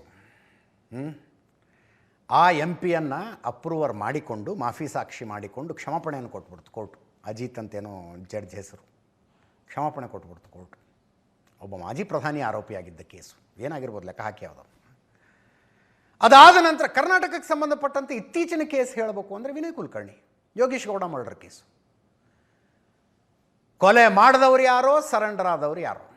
ಸರೆಂಡರ್ ಆಗಿದ್ದು ಬಸವರಾಜ ಮುತಿಗಿ ನೇತೃತ್ವದ ಟೀಮು. ಬಸವರಾಜ ಮುತಿಗಿ ನಾನು ಅಪ್ರೂವರ್ ಆಗ್ತೀನಿ ಅಂಥೇಳಿ ಕೋರ್ಟ್ ಮುಂದೆ ನಡೆದಿದ್ದೆಲ್ಲ ಹೇಳಿಬಿಟ್ರು. ವಿನಯ್ ಕುಲಕರ್ಣಿಗೆ ಜನಪ್ರತಿನಿಧಿಗಳ ವಿಶೇಷ ನ್ಯಾಯಾಲಯದಲ್ಲಿ ಜೀವಾವಧಿ ಶಿಕ್ಷೆ ಆಯಿತು. ಈಗ ಹೈಕೋರ್ಟು ಜನಪ್ರತಿನಿಧಿಗಳ ವಿಶೇಷ ನ್ಯಾಯಾಲಯದ ಜಡ್ಜ್ಮೆಂಟನ್ನು ಸಸ್ಪೆನ್ಷನ್ನಲ್ಲಿಟ್ಟು ವಿನಯ್ ಕುಲಕರ್ಣಿ ಬೇಲ್ ಕೊಟ್ಟಿದೆ. ಈಗ ಹೈಕೋರ್ಟ್ನಲ್ಲಿ ನಡೆಯುತ್ತೆ ಕೇಸಿದು. ದರ್ಶನ್ಗೀಗ ಅಪ್ರೂವರ್ ಕಾಟ. ಆ್ಯಕ್ಚುಲಿ ಆಗಿದ್ದೇನೆಂದರೆ ಹೆಂಗಿದಾಯಿತು ನಿಮಗೂ ಇಂಟರ್ನಲ್ ವಿಷಯ ಹೇಳ್ತೀನಿ. ಪ್ರದೂಷ್ ಹೆಂಡತಿ ಜೈಲಿಗೆ ಹೋಗೋಗಿ ಮಾತಾಡ್ಸ್ಕೊಂಡು ಬರ್ತಿದ್ರಂತೆ. ಒಂದು ಸಲ ಹೀಗೆ ಜೈಲಿಗೆ ಹೋದಾಗ ಇತ್ತೀಚಿನ ಬೆಳವಣಿಗೆ ಇದು. ಪ್ರದೂಷ್ ಮುಖದ ತುಂಬ ಗಾಯ ಇದ್ವಂತೆ. ಹೆಂಡತಿ ಕೇಳಿದ್ದಾರೆ ಏನಾಯಿತು ಅಂತ. ಆತ ಗೊಳೋ ಅಂತ ಹತ್ತುಬಿಟ್ನಂತೆ. ಏನಾಯಿತು ಅಂದ್ರೆ ದರ್ಶನ್ ಹೊಡಿತಾನೆ ನಮ್ಗೆ ಜೈಲಲ್ಲಿ, ಹೊಡಿತಾನೆ ನಮ್ಗೆ ತುಂಬ. ನನಗೊಬ್ಬನಿಗೆ ಅಲ್ಲ, ಭಾಳ ಜನ ಇದನ್ನ ಅನುಭವಿಸ್ತಾ ಇದ್ದೀವಿ. ಹೆಂಡತಿ ಕೇಳಿದಾಳೆ ಯಾವಾಗಿಂದ ಇದು ಅಂತ. ಈ ಹೈಕೋರ್ಟ್ನಲ್ಲಿ ಬೇಲ್ ಸಿಕ್ತು, ಸುಪ್ರೀಂ ಕೋರ್ಟ್ ಬೇಲ್ ಕ್ಯಾನ್ಸಲ್ ಮಾಡ್ತು. ಬೇಲ್ ಕ್ಯಾನ್ಸಲ್ ಮಾಡುವಾಗ ಹೈಕೋರ್ಟಿನ ಆದೇಶದ ಬಗ್ಗೆ ಏನೇನು ಕಮೆಂಟ್ ಮಾಡ್ತು ಅನ್ನೋದು ಬೇಡ. ಈಗ ಕಮೆಂಟ್ ಮಾಡಿ ಬೇಲ್ ಕ್ಯಾನ್ಸಲ್ ಮಾಡ್ತು, ಮತ್ತೆ ಜೈಲಿಗೆ ಹೋಗಬೇಕಾದ ಪರಿಸ್ಥಿತಿ ಬಂತು. ಪ್ರಕರಣದ ವಿಚಾರಣೆ ತಡ ಆಗ್ತಿದೆ, ಜಾಮೀನು ಕೊಡಿ ಅಂತ ಮತ್ತೊಮ್ಮೆ ಸುಪ್ರೀಂ ಕೋರ್ಟ್ ಬೇಲ್ ಕ್ಯಾನ್ಸಲ್ ಮಾಡಿದೆ ಅಂದರೆ ಸುಪ್ರೀಂ ಕೋರ್ಟಿಗೆ ಬೇಲ್ ಹಾಕಬೇಕು. ದರ್ಶನ್ ಮತ್ತೆ ಸುಪ್ರೀಂ ಕೋರ್ಟಿಗೆ ಅರ್ಜಿ ಹಾಕ್ಕೊಂಡಿದ್ದು. ಸುಪ್ರೀಂ ಕೋರ್ಟ್ ಏನು ಹೇಳ್ತು, ಪ್ರಕರಣದ ವಿಚಾರಣೆ ಮುಗಿಯೋ ತನಕ ಜಾಮೀನಿಲ್ಲ, ವಿಚಾರಣೆ ಆದಷ್ಟು ಬೇಗ ಬೇಗ ನಡೀಲಿ ಅಂಥೇಳಿ ಡೇ ಟು ಡೇ ಹಿಯರಿಂಗ್ ಮಾಡಿ ಅಂತ ಆದೇಶ ಕೊಡ್ತು. ಅದಾದ ಮೇಲೆ ದರ್ಶನ್ನು ಹೊಡೆಯೋದು, ಬಡಿಯೋದು, ಸಿಟ್ಟು ಮಾಡ್ಕೊಳ್ಳೋದು, ಊಟದ ತಟ್ಟೆ ತೆಗೆದು ಮುಖದ ಮೇಲೆ ಎಸೆಯೋದು ಅದೆಲ್ಲ ಶುರುವಾಗ್ಬಿಡ್ತಂತೆ. ಪ್ರದೋಷ್ ಹೆಂಡತಿ ಮುಂದೆ ಹೇಳ್ಕೊಂಡಿದ್ದಾನೆ ದರ್ಶನ್ ಹೊಡಿತಿರೋದು ಅಂತ. ಹೆಂಡತಿ ಪಾಪ ಕಾನೂನಿಗೇನು ಗೊತ್ತಿಲ್ಲ, ಏನು ಮಾಡ್ಬೋದು ಇಂಥ ಟೈಮ್ನಲ್ಲಿ ಅಂತ. ಹೆಂಡತಿ ಅವರಿವ್ರ ಹತ್ರ ಕನ್ಸಲ್ಟ್ ಮಾಡಿದಾಗ ಗೊತ್ತಾಗಿದೆ. ಅಂದರೆ ಗಂಡನ ಪಾತ್ರ ಏನು ಅನ್ನೋದು ಗೊತ್ತು. ನೆಕ್ಸ್ಟ್ ಟೈಮು ನೋಡಿ, ಜೈಲಿನವ್ರಿಗೂ ಗೊತ್ತಾಗಬಾರ್ದಿದು. ಒಬ್ಬ ವಕೀಲರನ್ನು, ಹೆಣ್ಮಕ್ಕಳನ್ನು ನಮ್ಮ ಫ್ಯಾಮಿಲಿ ಫ್ರೆಂಡು ಅಂತ ಜೊತೆ ಕರ್ಕೊಂಡು ಹೋಗಿದ್ದಾರೆ. ಅಲ್ಲಿ ವಿಸಿಟರ್ ಭೇಟಿಯ ಸಂದರ್ಭದಲ್ಲಿ ವಕೀಲರು ಕೇಳಿಸ್ಕೊಂಡು ಏನೇನು ನಡೀತು ಅಂತ ಒಪ್ಕೊಂಬಿಡು, ಕೋರ್ಟ್ ಮುಂದೆ ಹೇಳಿಬಿಟ್ರೆ ಕೋರ್ಟ್ ಒಪ್ಕೊಂಡ್ರೆ ಮಾಫಿ ಸಾಕ್ಷಿ ಆಗು, ನಿನಗೆ ಈ ಹಿಂಸೆಯಿಂದ ರಿಲೀಫ್ ಸಿಗುತ್ತೆ ಅಂದದ್ದು. ಅದು ಹಂಗೆ ಹಲವು ಭೇಟಿಗಳಾಗಿದ್ದಾವೆ. ಭೇಟಿಗಳಾಗಿ, ಚರ್ಚೆಗಳಾಗಿ, ಅಂತಿಮವಾಗಿ ಪ್ರದೂಷ ಅದು ಕರೆಕ್ಟು ಅನ್ನಿಸ್ತು. ಇವತ್ತಿನ ಬೆಳವಣಿಗೆ ಆಗಿದೆ. ಇಲ್ಲಿ ಸ್ಪೆಷಲ್ ಪಬ್ಲಿಕ್ ಪ್ರಾಸಿಕ್ಯೂಟರ್ ಆಗಿ ಪ್ರಸನ್ನ ಕುಮಾರ್ ಇದ್ದಾರೆ. ಸುನೀಲ್ ಅಂತ ಒಬ್ಬ ವಕೀಲರು ದರ್ಶನ್ ಕೇಸ್ನಲ್ಲಿದ್ದರೂ ಸಾಕಬೇಕಾಗೋಯ್ತು ಅವ್ರಿಗೆ. ಬೇಡ, ನನಗೆ ಕೇಸೇ ಬೇಡ ಅಂಥೇಳಿ ಬಿಟ್ಟುಬಿಟ್ಟಿದ್ದಾರೆ. ಹಸ್ಮತ್ ಪಾಷಾ ಬಂದಿದ್ದಾರೆ ಈಗ ದರ್ಶನ್ ಪರ ವಕೀಲರು. ಇಬ್ಬರು ಮಾತಾಡಿದ್ದಾರೆ, ಪ್ರಸನ್ನ ಕುಮಾರ್ ಮತ್ತು ಹಸ್ಮತ್ ಪಾಷಾ ಅವರಿಬ್ಬರು. ಕೋರ್ಟ್ನಲ್ಲಿ ಏನಾಯ್ತಂತೆ, ಮಾಫಿ ಸಾಕ್ಷಿಯ ಪಾತ್ರದ ಮೇಲೆ ಅರ್ಜಿ ಪರಿಗಣಿಸಬೇಕಾಗಿದೆ. ಈ ಆರೋಪಿ ಪ್ರಮುಖ ಆರೋಪಿ ಅಲ್ಲವೇ ಅನ್ನೋದು ಮುಖ್ಯ. ಅಪರಾಧದ ಬಗ್ಗೆ ಸಂಪೂರ್ಣ ಮಾಹಿತಿ ಕೊಡಬೇಕಾಗತ್ತೆ. ಮಾಫಿ ಸಾಕ್ಷಿ ಅರ್ಜಿಯ ಬಗ್ಗೆ ಇತರ ಆರೋಪಿಗಳು ಆಕ್ಷೇಪಿಸೋದಕ್ಕೆ ಅವಕಾಶ ಇಲ್ಲ. ಅದೊಂದು ಮಜಾ ಇದೆ ಇದರಲ್ಲಿ. 15-16 ಜನ ಆರೋಪಿಗಳಿರ್ತಾರೆ ಒಂದು ಕೇಸ್ನಲ್ಲಿ. ಯಾವನೋ ಒಬ್ಬ ಹೋಗಿ ನಾನು ನಡೆದಿದ್ದೆಲ್ಲ ಹೇಳ್ತೀನಿ ಅಂದರೆ ಉಳಿದ ಆರೋಪಿಗಳನ್ನು ಅಬ್ಜೆಕ್ಟ್ ಮಾಡಬಹುದಾ? ಈ ಹಂತದಲ್ಲಿ ಮಾಡೋದಕ್ಕಾಗೋದಿಲ್ಲ. ನಮ್ಮ ಜೊತೆಗೆ ಸೇರಿಕೊಂಡು ಇದೇ ಕ್ರೈಮ್ ಮಾಡಿದವನೊಬ್ಬ ನಾನು ಒಪ್ಕೊಂಡ್ಬಿಡ್ತೀನಿ ಅಂತ ಹೋದರೆ ಇವನನ್ನು ಮಾಫಿ ಸಾಕ್ಷಿಯಾಗಿ ಪರಿಗಣಿಸಬೇಡಿ ಅಂತ ಈ ಹಂತದಲ್ಲಿ ಉಳಿದ ಆರೋಪಿಗಳ ವಕೀಲರು ವಾದ ಮಾಡೋದಕ್ಕಾಗೋದಿಲ್ಲ. ಹಸ್ಮತ್ ಪಾಷಾ ಆರೋಪಿಗಳ ಪರ ವಕೀಲರು ನಿರೀಕ್ಷೆಯಂತೆ ಇದನ್ನು ವಿರೋಧ ಮಾಡ್ತಾರೆ. ಶಿಕ್ಷೆ ಆಗಿಬಿಡುತ್ತೆ ಇದರಲ್ಲಿ ಮಾಫಿ ಸಾಕ್ಷಿ ಕರೆಕ್ಟಾಗಿ ಬಂದರೆ. ನಿನ್ನೆ ವಿಚಾರಣೆ ಮುಗಿದು ಮುಂದೂಡಿಕೆ ಆಗಿತ್ತು. ಇವತ್ತು ಮಾಫಿ ಸಾಕ್ಷಿ ಅರ್ಜಿ ಸಲ್ಲಿಕೆ ಆಗಿದೆ ಅಂತ ಹೇಳಲಾಗ್ತಾ ಇದೆ. ನಿನ್ನೆ ಕೋರ್ಟ್ಗೆ ಅರ್ಜಿ ಸಲ್ಲಿಕೆ ಆಗಿದ್ದು ನಮಗೆ ಗೊತ್ತಾಗಲಿಲ್ಲ. ಯಾವುದೇ ಆರೋಪಿ ಕ್ಷಮಾದಾನ ಕೇಳಿದ ತಕ್ಷಣ ಕೊಟ್ಟು ಬಿಡಬಾರ್ದು ಅಂತ ಹಸ್ಮತ್ ಪಾಷಾ ವಾದ ಮಾಡಿದ್ರು. ಅದಕ್ಕೆ ಇವರು ಅಬ್ಜೆಕ್ಷನ್ ಮಾಡೋಕ್ಕೆ ಬರೋದಿಲ್ಲ ಅಂತ ಪ್ರಸನ್ನ ಕುಮಾರ್ ಅವರು ಹೇಳಿದ್ರು. ಯಾವ ಆರೋಪಿ ಮಾಫಿ ಸಾಕ್ಷಿಯಾಗಲು ಬಯಸ್ತಾನೆ ಅವನ ಹೇಳಿಕೆ ದಾಖಲಿಸಬೇಕು. ಆರೋಪಿಯ ಹೇಳಿಕೆ ದಾಖಲಿಸದೆ ಪ್ರಾಸಿಕ್ಯೂಷನ್ ಒಪ್ಪಿಗೆ ನೀಡೋದಕ್ಕೆ ಅವಕಾಶ ಇಲ್ಲ. ಮಾಫಿ ಸಾಕ್ಷಿ ಪ್ರಾಸಿಕ್ಯೂಷನ್ ಪರ ಇರಬಾರ್ದು, ನ್ಯಾಯದ ಪರ ಇರಬೇಕು. ಕ್ಷಮಾದಾನಕ್ಕೆ ಅರ್ಜಿ ಸಲ್ಲಿಸಿದ ತಕ್ಷಣ ಪರಿಗಣಿಸೋದಕ್ಕಾಗೋದಿಲ್ಲ, ಇತ್ಯಾದಿ ಇತ್ಯಾದಿ ದರ್ಶನ ಪರ ವಕೀಲರು ಹೇಳಿದ್ರು. ಪ್ರಸನ್ನ ಕುಮಾರ್ ಅವರು ಅದೇ ಹೇಳ್ತಾರೆ, ಅಂದರೆ ಆರೋಪಿಗಳ ಪರ ವಕೀಲರ ಮಾತು ಕೇಳ್ಕೊಂಡು ಮಾಫಿ ಸಾಕ್ಷಿ ಮಾಡಬೇಕಾ ಮಾಡಬಾರ್ದಾ ಅನ್ನೋದು ಡಿಸೈಡ್ ಮಾಡೋದು ಅಂದರೆ ಕೋಳಿ ಕೇಳಿ ಮಸಾಲೆ ಅರ್ಧಂಗಿದು ಅಂತ. ಕೋಳಿ ಕೇಳಿ ಮಸಾಲೆ ಅರ್ಧಂಗೆ ಆಗುತ್ತೆ ಅಂತ SPP ಪ್ರಸನ್ನ ಕುಮಾರ್ ವಾದ ಮಂಡನೆ ಮಾಡಿದ್ರು. ವಿವರವಾಗಿದೆ, ಪೂರ್ತಿ ವಿವರವಾಗಿದೆ ಏನೇನು ವಾದ ಪ್ರತಿವಾದಗಳಾದವು ಅಂತ. This is for your information. ಒಬ್ಬ ಮಾಫಿ ಸಾಕ್ಷಿ ಆಗ್ತೀನಿ ಅಂತ ಅರ್ಜಿ ಸಲ್ಲಿಸಿ ಈತ ಮಾಫಿ ಸಾಕ್ಷಿ ಆಗೋದಕ್ಕೆ ಅಡ್ಡಿ ಇಲ್ಲ ಅಂತ 59ನೇ ACMM ಕೋರ್ಟ್ ಒಪ್ಪಿಕೊಂಡ ತಕ್ಷಣ ಇನ್ನೂ ಇಬ್ಬರು ಮುಂದೆ ಬಂದಿದ್ದಾರೆ ಮಾಫಿ ಸಾಕ್ಷಿ ಆಗ್ತೀನಿ ಅಂತ. ನಡೆದಿದ್ದೆಲ್ಲ ಹೇಳಿಬಿಡ್ತೀವಿ ನಾವು ಅಂತ. ಕ್ವಿಕ್ಲಿ ಮೊನ್ನೆ ಯಾವುದೋ ಸೋಷಿಯಲ್ ಮೀಡಿಯಾ ಪೋಸ್ಟ್ ನೋಡ್ತಾ ಇದ್ದೆ ನಾನು. ಸಾರ್ವಜನಿಕ ಚರ್ಚೆಗಳಲ್ಲಿ ಆ್ಯಕ್ಟಿವ್ ಆಗಿ ಭಾಗವಹಿಸೋರೊಬ್ಬರು ಬರೆದಿದ್ರು, ವಿನಯ್ ಕುಲಕರ್ಣಿಗೆ ಬೇಲ್ ಸಿಕ್ಕ ತಕ್ಷಣ ಇದನ್ನು ನೋಡಿದ್ರೆ ದರ್ಶನ್ಗೆ ಅನ್ಯಾಯ ಆಗ್ತಿದೆ ಅಂತ ನಮಗೆ ಅನ್ನಿಸ್ತಾ ಇಲ್ಲವಾ ಅಂತ ಬರೆದಿದ್ರು. ನೋಡಿದೆ ನಾನು ಅದರಲ್ಲಿ ಏನು ಬರೆದಿದ್ದಾರೆ ಅಂತ. ಅವರಿಗೆ ಟೆಕ್ನಿಕ್ಯಾಲಿಟಿಗಳು ಗೊತ್ತಿರಲಿ ಅನ್ನೋ ಕಾರಣಕ್ಕೆ ಹೇಳ್ತಾ ಇದ್ದೀನಿ. ವಿನಯ್ ಕುಲಕರ್ಣಿ ಜಾಮೀನು ಪಡೆದದ್ದಕ್ಕೂ ಜಾಮೀನು ಪಡೆಯದೇ ದರ್ಶನ್ ಜೈಲಿನಲ್ಲಿರೋದಕ್ಕೂ ಅಜಗಜಾಂತರ ವ್ಯತ್ಯಾಸ ಇದೆ. Renukaswamy murder case is still under trial. Yogesh Gowda ಕೊಲೆ ಪ್ರಕರಣದಲ್ಲಿ ಟ್ರಯಲ್ ಮುಗಿದು ಜಡ್ಜ್ಮೆಂಟ್ ಬಂದಿದೆ. ವಿನಯ್ ಕುಲಕರ್ಣಿ ದೋಷಿ ಅಂತ ತೀರ್ಮಾನ ಆಗಿ ಜೀವಾವಧಿ ಶಿಕ್ಷೆನೂ ಆಗಿಬಿಟ್ಟಿದೆ. ಶಿಕ್ಷೆಗೊಳಗಾದ ವ್ಯಕ್ತಿ ಮೇಲಿನ ಕೋರ್ಟ್ಗೆ ಅಪೀಲ್ ಹೋಗುವುದು ಆತನ ಕಾನೂನು ಪ್ರಕಾರ ಹಕ್ಕು. ಅಲ್ಲಿ ಆತ ಕೇಳ್ಕೊಳ್ತಾನೆ, ಈ ಹಿಂದಿನ ಶಿಕ್ಷೆನೇ ತಪ್ಪಾಗಿ ಕೋರ್ಟ್ ಶಿಕ್ಷೆ ಕೊಟ್ಟುಬಿಟ್ಟಿದೆ, ನಾನು ಶಿಕ್ಷೆನ ಸಸ್ಪೆನ್ಷನ್ನಲ್ಲಿಟ್ಟು ನನ್ನ ಪ್ರಕರಣದ ವಿಚಾರಣೆ ಮಾಡಿ ಅಂತ. ಹಾಗೆ ಕೇಳಿಕೊಳ್ಳುವ ಸ್ಟ್ಯಾಂಡಿಂಗು ದರ್ಶನದಿರೋದಕ್ಕೆ ಸಾಧ್ಯನೇ ಇಲ್ಲ, ಯಾಕಂದರೆ ಸ್ಟಿಲ್ ಅಂಡರ್ ಟ್ರಯಲ್. ಒಂದು ಪ್ರಕರಣದ ಟ್ರಯಲ್ ನಡೀತಾ ಇದ್ದಾಗ ಆರೋಪಿ ಜೈಲಿನಲ್ಲಿರಬೇಕಾ? Differs from case to case. ಆರೋಪಿ ಶ್ರೀಮಂತನಾಗಿದ್ದರೆ, ಪ್ರಭಾವಿಯಾಗಿದ್ದರೆ ಆತ ಸಾಕ್ಷಿಗಳ ಮೇಲೆ ಒತ್ತಡ ಹಾಕುವ, ಬೆದರಿಕೆ ಹಾಕುವ, ಆಮಿಷ ಒಡ್ಡುವ ಅಪಾಯ ಇರುತ್ತೆ. ಅಂಥ ಟೈಮ್ನಲ್ಲಿ ಜೈಲಿನಲ್ಲಿಟ್ಟೆ ಟ್ರಯಲ್ ನಡೆಸಿ ಅಂತ ಪ್ರಾಸಿಕ್ಯೂಷನ್ ಕೇಳ್ಕೊಳ್ಳುತ್ತೆ. ಮೃತಪಟ್ಟ ಅಂದರೆ ನೊಂದವರ ಪರವಾಗಿರೋರು ಕೇಳ್ಕೊತಾರೆ.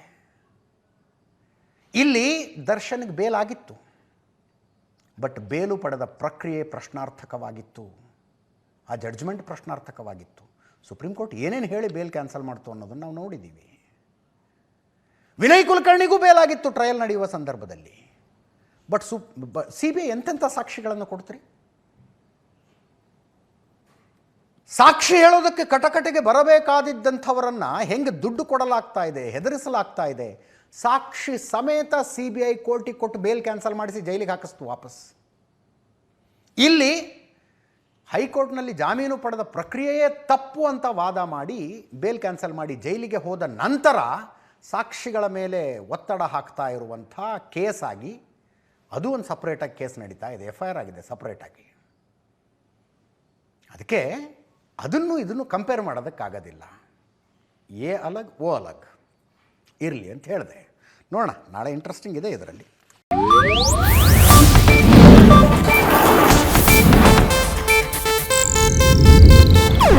ಇದು ಏಷ್ಯಾನೆಟ್ ನ್ಯೂಸ್ ನೆಟ್ವರ್ಕ್ ಪ್ರಸ್ತುತಿ.